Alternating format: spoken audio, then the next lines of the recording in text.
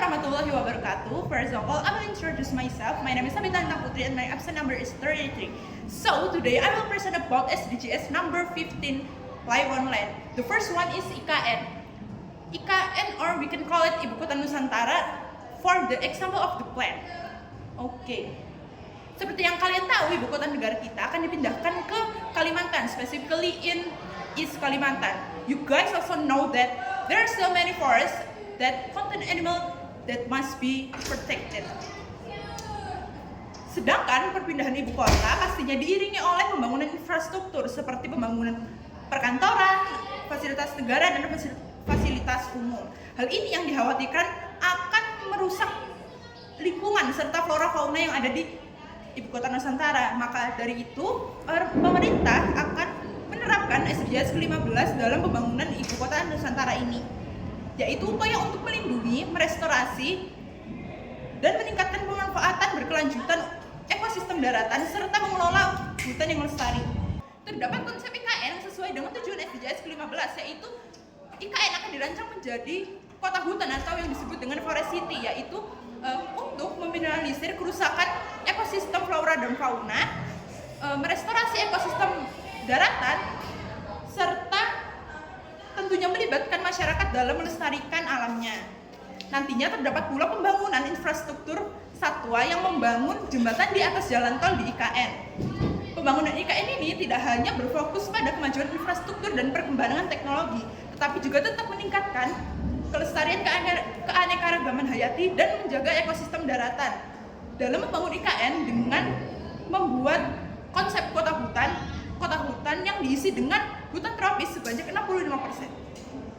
My name is Felicia Tiwahidi Putri. My absence number is 8. Okay, Norway, especially Oslo, is leading urban biodiversity initiative through the Oslo Urban Ecology Program, which aims to preserve the city's green structure and ensure environmentally friendly development.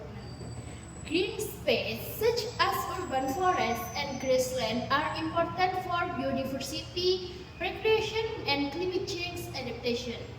Oslo has 10 rivers spanning 354 kilometers with efforts to develop green space along the river basins to preserve biodiversity and improve water quality.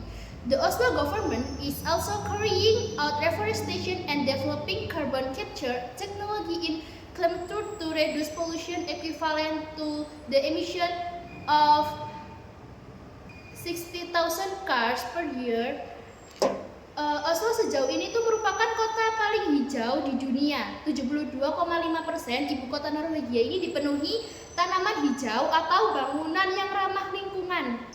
Dan negara ini itu juga berjanji untuk mengurangi emisi karbon sebesar 95% pada tahun 2030. Nah, langkah-langkah menuju kota berkelanjutan ini seperti pelestarian ruang hijau, penggunaan energi terbarukan, dan pengelolaan limbah yang efisien telah menjadi fokus utama dalam beberapa tahun terakhir.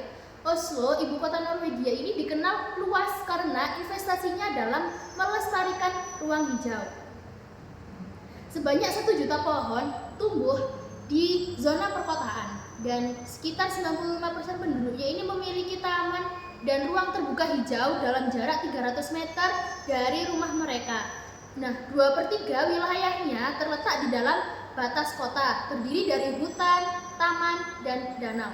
Sekian, terima kasih. My name is Rizky Dwi Anggi. Here I will explain about the African region. East and Central Africa countries have an extensive national park, the size of which has expanded or increased in number due to the economy benefit of tourists. Kenya's park include Tsavo, one of the largest, and more than 8,000 square miles. Park in these countries preserve representative of forests, termbas, grassland, as well as fertile desert habitats and species. Okay, next, the benefits of there are such efforts. First of all, conservation of biodiversity. The function of preserving biodiversity includes providing gene research, protecting species, maintaining ecosystem, diversity and supporting the evaluation process. In the second, preservation of ecological process. The function of preserving ecological process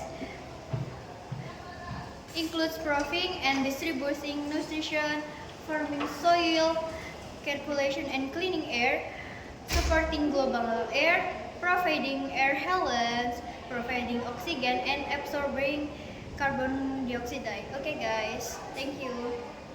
Everyone, my name is Meditiani Patus Azahra. My absent number is 16. I will explain the plants from Brazil. Brazil plant is Bolsa Verde.